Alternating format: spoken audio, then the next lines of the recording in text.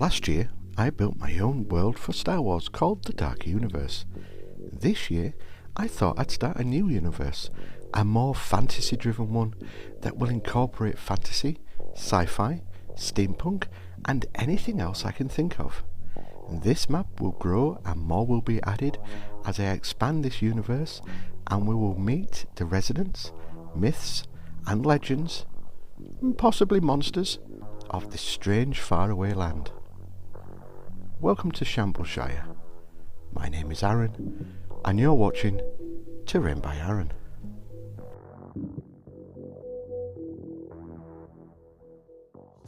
A couple of weeks ago, I reached out to Jodie, who has the Scrap Forge channel, on doing a collaboration challenge build. The premise that we came up with was something of a dystopian sort of steampunk look, nothing too high-tech, just engines and propellers. But it had to be an airship, so this is what I came up with. I bought this toy pirate ship from a Goodwill shop, and it would be perfect for what I have in mind. Unfortunately, the little stand won't be a feature on this build, as once I've loaded with engines it'll make it too back heavy, so the base goes into my bitbox. The deck of the boat is detailed with planks, and I'm just going to add a little more detail to them by scoring my hobby knife just gently down them to bring out some more of the grain. These two purple doodads are the front ends from toy pew-pews, which will be perfect for engines. To cover the gaps, I'm using some thin EVA foam sheet. Not only will it cover the gap, but give me a bigger surface when it comes to gluing. I just need to make some small alterations to the stern of the ship and check that the engines will fit nice and flush onto the deck. Because the plastic is shiny, you have two options on how to dull it down. One by using one of your other half's fine nail files, while she's out of course. Or the more dangerous second option is using a flame that you lightly skip the surface, which burns the shine off. This option requires a well ventilated room, so care and attention is required, and a grown adult to stand by you with a bucket of water when you just spontaneously combust. I affectionately call these my leprechaun milk bottles, but their correct name is a Yakult yogurt drink. They're a great shape for spaceship engines. I'm just cutting down the top bit to add to my pew-pew engine. And to do that, more EVA foam goes down first to cover the gap. This is granny grating, you know, the stuff your nan makes, those pictures that hang on the walls. I've cut some down, the exact shape of the inside of the pew-pew, and that goes into there.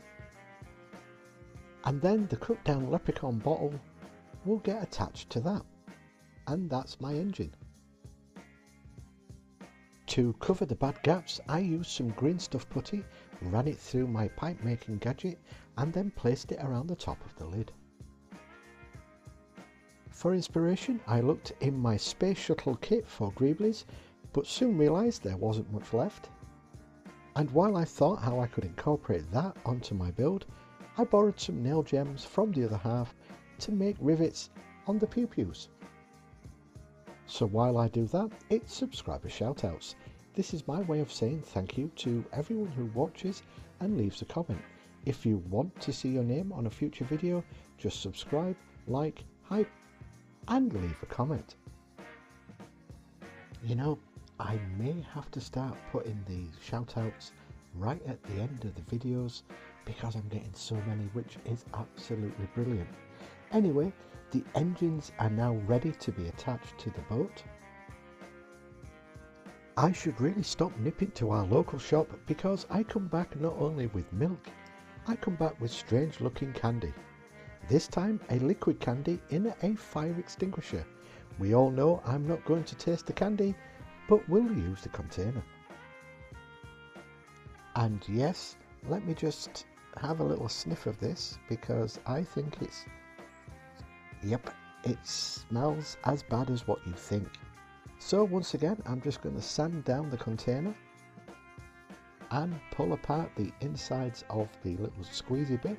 Oops. Get everything out of that bit because I'll probably use them little bits and pieces. And just look at all these little greeblies that have come out of the top of that little squeezy bit. Next, I'm just going to chop down the top of it and break out my cable tidy, which is great for piping detail. I'm going to use the candy container for the centre of the boat, just there. And to make it look more steampunkish, I'm going to add some more of these rivets that the other half does not know that I am using. I then use some more thin EVA foam, trace around the underneath of the boat so my hot glue will have a better sticking surface for when I add the ping pong balls. And I have a funny story about ping pong balls, but unfortunately probably would get banned by YouTube if I told you it. So I'm going to pretend that these ping pong balls are some kind of engine that powers the boat. While I add some Gundam bits and piping, it's story time. High in the skies above Shambleshire, townfolk sometimes get a fleeting glimpse of something silently gliding amongst the clouds. Now they can't be sure, because when they take a second look, the mysterious silent craft is gone. Some of the older, wiser townfolk call it the sighting of the historians, a godlike race who are dressed in long flowing capes and hoods that silently observe Shambleshire. They watch, listen and record every tiny detail, day in, day out. Now no one knows why they are here. Some say they're visitors from another dimension, observing Shambleshire with inquisitive eyes. Some townfolk even jokingly say it's their future selves that are quietly course correcting the present to safeguard their future. Hence the name given to these strange watchers, the historians. What I can tell you is that they are not gods. They come from a land where painters, writers, scientists build strange devices only to have these ideas, these inventions sealed behind vaults that never see the light of day. They come from a place where airships are fueled by natural light and free electricity using wires that conduct static from the sky. The historians are the remaining survivors of a lost civilization with advanced technology. And the name of that land? Tartaria. So that's the story behind the build. Search the name on Google and go down that conspiracy rabbit hole that I went down a few years ago. Coming next, code word time. If you're leaving a comment, put the code word into your comment so I know you're a watcher and not just a peeper. And the code word is conspiracy. Please also like and subscribe to the channel. Thank you. I've also a members page where for a few euros a month you can help the channel out with material. Just press the join button if you so wish. I use some pokier sticks with some plasticard tubing to make these rods, which I'm pretending they conduct power from the air. And before I get the comments that's not possible, let's take a step back and look at this plastic model. It isn't real, it's all make-believe. I then bring out some more bits and pieces from my many bit boxes and just start adding little bits and pieces to the ship. So what I'm using here is part of a light that was broken, so that was the gridding. That bit that I'm sticking on, that's from a tank, and now I'm using some more EVA foam that I'm wrapping around one of the leprechaun milk bottles. And once everything is stuck down, I have one steampunk looking airship. Time to get it painted. I'm not going to show you that painting, I'm going to show you these little figures. I've used them before. They are, I think, 1/100th scale, used for architectural buildings. They're very tiny, so I'm going to use these. These are going to be the watchers that are going to stand on the airship. So what I'm going to try and do is attempt to make a quick cloak for them using green stuff putty, but with these chunky monkey fingers it's going to be difficult.